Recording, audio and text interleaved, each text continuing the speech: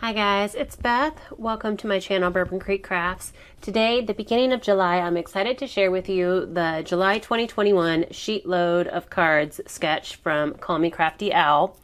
And this is just a monthly sketch that she creates. She also provides a supply list and a cut list.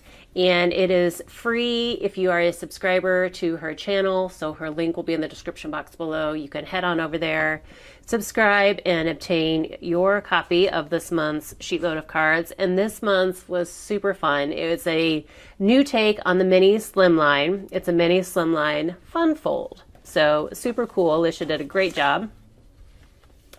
So for my Sheetload this month, I am using my Mind's Eye Vintage Christmas pad. I've had this for a while, and it's like really pretty vintage patterns.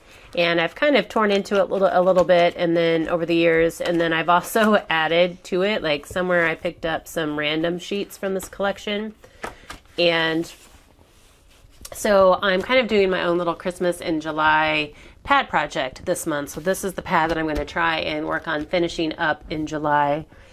And so I decided to start it out with the Sheetloads this month.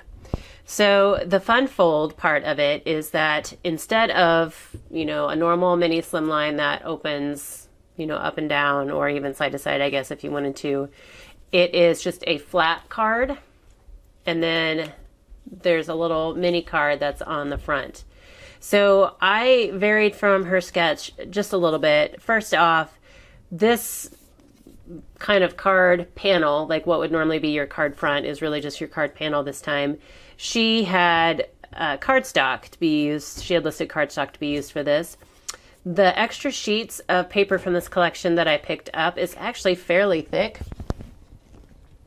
And so I went ahead and used that. Since I had so many sheets of this pattern to use up, I went ahead and just used that as my card base here, and then that way it's got something on the back side, and then it's got that more neutral vintage look on the front. So I used craft cardstock for the little card on the front, and then just kind of pulled into like the red part of this pattern and then another pattern from the collection. And then she had a half circle kind of coming off. It was on the bottom corner and it kind of came off the edge. My stamp barely fit on the full half circle, and so I just went ahead and left it as is. And then because of where it fit on the circle, I did my half circle at the top instead of the bottom.